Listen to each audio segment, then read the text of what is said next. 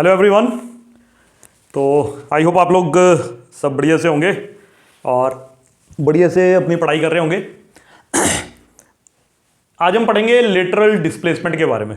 ठीक है, आपने सुना होगा कि जब एक ग्लास स्लैब होती है, ग्लास स्लैब से अगर ऑब्लिकली कोई रे जो है वो उसके ऊपर पड़ रही है तो जो एमर्जेंट रे होती है वो थोड़ी सी शिफ्ट हो जाती है ना। वो जो शिफ्ट है ना उसी को लेटरल डिस्प्लेसमेंट कहते हैं या लेटरल शिफ्ट भी कहते हैं कई बार, है ना। तो देखते हैं क्या है यहाँ पे। देखिए, मान लीजिए कि ये एक ग्लास स्लैब है। ठीक है, ये एक ग्लास स्लैब है। ठीक है, और इस ग्लास स्लैब के बाहर मान लीजिए एयर है। ठीक है, और इस ग्लास स्लैब का कुछ रिफ्रैक्टिव इंडेक्स है म्यू मान लीजिए। ठीक है, ग्लास स्लैब का नाम भी रख देते हैं, क्या रखें, ABCD रख दो। ठीक है, यहां पे एक नॉर्मल है, इसका नाम N रख दो। यहां पे अब रे ने एंटर किया, एक ये रे एंटर करी। कौन सी रे होती है, कौन सी रे, इंसिडेंट रे, है ना, तो टेढ़ी बन गई। ठीक है, ये इंसिडेंट रे है। ठीक है, ये आ गया आपके पास एंगल ऑफ इंसिडेंस, है ना, इसको I लिख दिया मैंने।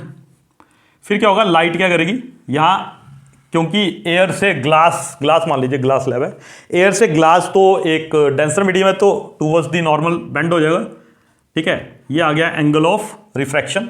अगर ये ग्लास स्लैब नहीं होती तो ये रे कैसी जाती है, ऐसे चली जाती सीधी। अगर ये ग्लास स्लैब नहीं होती तो रे सीधी जाती, बेंड क्यों होती, है ना। अब यहां पे क्या होगा,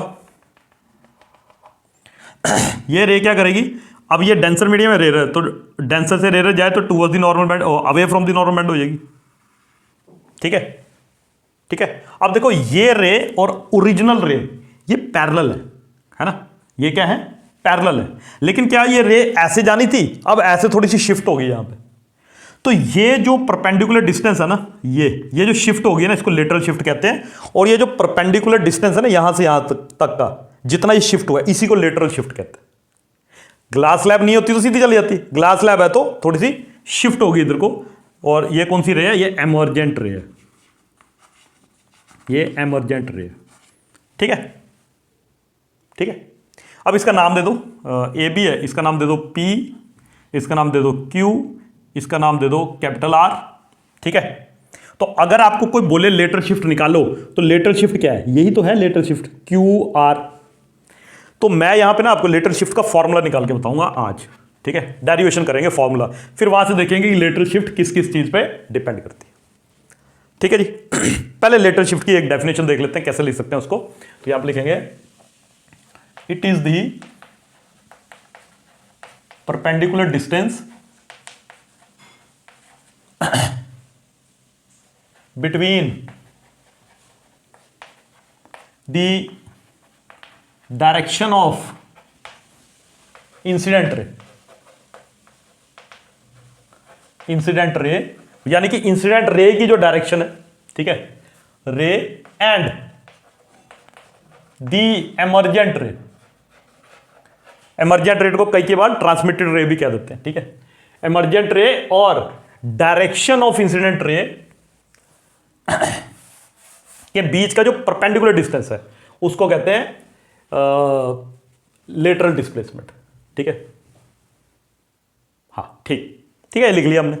अब इसका फॉर्मूला डिराइव करते हैं। ठीक है, अब देखिए फॉर्मूला डिराइव करने के लिए मुझे ये डिस्टेंस चाहिए। अब देखो ये पूरा एंगल I है तो ये पूरा एंगल भी I होगा, वर्टिकली अपोजिट एंगल। ये वर्टिकली अपोजिट एंगल नहीं, ये पूरा वर्टिकली अपोजिट एंगल है। तो यानी कि ये एंगल और ये पूरा एंगल बराबर है। ठीक है, तो इस ये एंगल कितना हुआ, ये एंगल हो गया, तो R प्लस इसको X एंगल मान लेते हैं। तो एंगल I किसके बराबर आ जाएगा, angle R plus angle X। तो एंगल X किसके बराबर होगा, वो होगा angle I minus angle R। तो ये एंगल X किसके बराबर है, यहां पे लिख देता हूं, angle I minus angle R। ठीक है, ये एंगल X। ठीक है, मैंने बताया नहीं आपको, लेट करते हैं कि जो ग्लास स्लैब की थिकनेस है वो T लेट कर लेते हैं, thickness of the glass slab T है। ठीक है जी, T थिकनेस है ग्लास स्लैब की। अब इस ट्राइंगल में देते हैं, इस ट्राइंगल का नाम यहां पे मैं इसका नाम दे देता हूं M। तो ट्राइंगल कौन सा, PMQ, ठीक है। तो यहां पे देखेंगे, क्या लिख देता हूं, डेरिवेशन।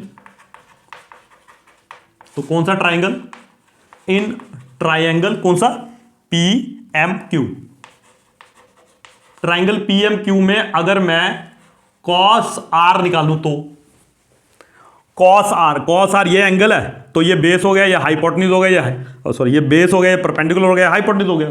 तो cos R किसके बराबर आएगा, यहां पे cos R आएगा बेस अपॉन हाइपोटेन्यूज, यानी कि PM अपॉन PQ, ठीक है। तो आ जाएगा PM अपॉन PQ। इसका मतलब ये क्या है कि जो PQ है वो किसके बराबर हो जाएगा, PM, यस, PQ है ना, PQ उधर चला गया, तो PQ किसके बराबर आ जाएगा, PM अपॉन cos R, ठीक है। और PM किसके बराबर है, PM तो T है, थिकनेस, अपॉन cos R। इसको इक्वेशन नंबर 1 लिख दो, ठीक है। कुछ समझ नहीं आया रिपीट करके देख लेना, बाकी कमेंट सेक्शन में पूछो, मैं समझा दूंगा अगर दिक्कत हुई। अच्छा, अब ये वाला ट्राइंगल आ गया, तो काम का तो यही है हमारे ट्राइंगल, ठीक है। तो यहां पर देखेंगे इन ट्राइंगल, कौन सा ट्राइंगल, PQR, PQR ट्राइंगल में देखेंगे, PQR में QR sine of I minus R क्या आएगा, बोलो, साइन ऑफ, क्योंकि ये एंगल I माइनस R है ना, ये राइट एंगल ट्राइंगल है, यहां पे 90 डिग्री बना रहा है, यहां ये 90 डिग्री बना रहा था, तो ये तो हाइपोटेन्यूज हो गया, ये बेस हो गया, एंगल के साथ ये बेस होता है, ये लंबी वाली साइड हाइपोटेन्यूज होती है, परपेंडिकुलर, ठीक है। तो परपेंडिकुलर अपॉन हाइपोटेन्यूज, तो परपेंडिकुलर आपको पता ना, sine theta perpendicular upon hypotenuse, तो परपेंडिकुलर कितना है, QR, और हाइपोटेन्यूज कितना है, PQ, ठीक है। और QR क्या है, QR ही तो लेटरल डिस्प्लेसमेंट है, तो इसका मतलब लेटरल डिस्प्लेसमेंट QR वो किसके बराबर आ जाएगा, PQ into sine of I minus R, है ना, सिंपल।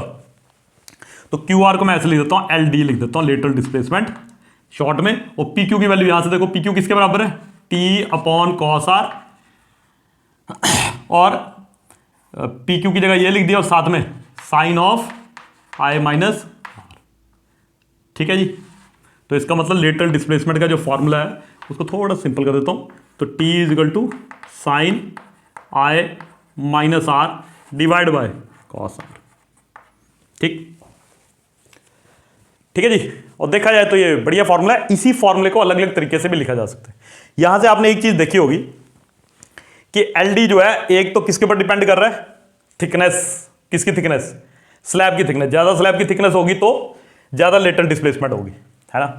फिर आपने देखा साइन ऑफ I, अंदर I है, एंगल ऑफ इंसिडेंस पे भी डिपेंड कर रहा है ना, ठीक है। अब लेकिन वो रिफ्रैक्टिव इंडेक्स पे भी डिपेंड करता है, तो वो चीज कहां है, तो उसको भी हम कर सकते हैं, ठीक है। एक काम करते हैं, फॉर्मूला लगाते हैं साइन A माइनस बी का, ठीक है। तो आ जाएगा T, तो साइन A माइनस बी क्या आएगा, sine A cos B minus cos A sine B divide by cos R, ठीक है, डिवाइड बाय कॉस R, ठीक है। तो हम लोग क्या करते हैं, सारी इक्वेशन को किससे डिवाइड करते हैं, ऊपर वाली इक्वेशन को भी, नीचे वाली इक्वेशन को भी किससे डिवाइड कर देते हैं, साइन R से डिवाइड कर देते हैं, ठीक है। तो क्या आ जाएगा, ये क्या बन जाएगा आपके पास, sine I cos R upon sine R minus cos I sine R upon sine R divide by cos R upon sine R, ठीक है। तो ये फॉर्मूला क्या बनेगा, ये बन जाएगा आपके पास LD इज इक्वल टू, ये आ गया T sine I by sine R, आपको पता है स्नेल लॉ से क्या होगा, refractive index of second medium with respect to first, है ना, साइन I साइन R। तो ये क्या बन जाएगा T, और ब्रैकेट में बन जाएगा mu into cos R minus, यहाँ साइन आर कैंसिल हो, आ गया कॉस ऑफ I, और साथ में कॉस अपॉन साइन किसके बराबर होता है, कॉट R। तो देखो ये वाला जो फॉर्मूला है, इसमें ध्यान से देखो आप, इसमें म्यू भी है, T भी है, और एंगल ऑफ इंसिडेंस भी है।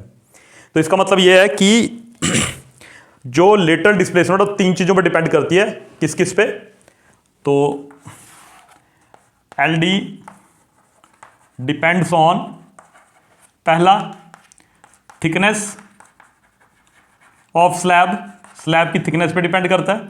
सेकंड रिफ्रैक्टिव इंडेक्स, और थर्ड किस पे डिपेंड करता है, एंगल ऑफ इंसिडेंस। ठीक है, ये थोड़ा सा कॉम्प्लिकेटेड आपको लगेगा, लेकिन आप डायरेक्ट चाहे हो तो डायरेक्ट आप याद कर सकते हो, लेकिन अगर आपको डेरिवेशन के साथ आता हो तो कभी भूलोगे नहीं। बाकी इस फॉर्मूले को, इसको याद रखने की कोई ज़रूरत नहीं है, एग्जाम में 10th में तो नहीं पूछा जाता। ठीक है, 12th में आपके दोबारा काम आएगा। तो आई होप आप लोगों को बढ़िया लगा। हालांकि आप इस फॉर्मूले को और भी तरीकों से और सॉल्व करके और बेटर तरीके से भी लिख सकते हो। ठीक है, तो ठीक है, मिलेंगे नेक्स्ट वीडियो में। अगर समझ आया हो तब भी बताना, नहीं आया हो तब भी बताना कमेंट सेक्शन में। कुछ गलती होगा तो ज़रूर बताना। Okay bye.